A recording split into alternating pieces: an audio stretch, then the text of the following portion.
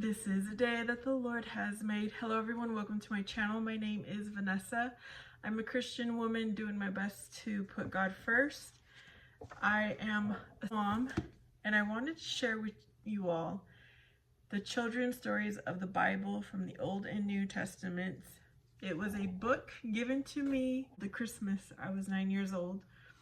It introduced me to Jesus, to God, to all the stories of the Bible, which led me to want to read the real Bible. So I want to read every single chapter. It will be one chapter per video. If you want to read this with your children, feel free to do so. Enjoy. Chapter 32, Haggai and Zechariah.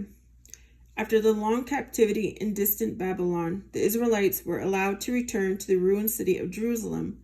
God's great temple had been burned down, and the people who lived in the city and the country nearby did not prosper. They had built themselves houses, planted crops and vineyards, but the harvests were poor and their spirits were depressed. At this time, two prophets arose, first Haggai and then Zechariah. They both saw these conditions and realized that the people were thinking only of themselves and not of their duty to God, which was to rebuild his temple and restore his worship.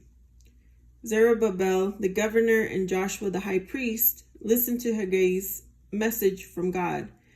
They gathered the people together to bring wood, stone, and other building materials so that they could once more build a temple worthy of the Lord. They knew that by losing their indifference and going about this great work, the people would once again be blessed. When the temple was finished, God was pleased with the people's work, although it was not as rich in treasures as the one that Solomon had built. It was filled with the people's spirit and love. Because of this, it was truly God's house and the center of people's lives. Zechariah received God's messages in the form of visions, which were explained to him by angels. While Haggai saw chiefly the need for the rebuilding of the temple, Zechariah saw the wider results of reestablishing God's rule in the world. One such vision was that of a man with the measuring line in his hand. When Zechariah asked the man where he was going, he replied that he was going to measure Jerusalem for a wall to see how long and wide it should be, and the man went on his way. An angel of God stopped Zechariah and told him to run after the man with the measuring line and say to him, "Jerusalem shall be without walls, for her people shall multiply and spread all over the earth." God himself would be the wall and protector.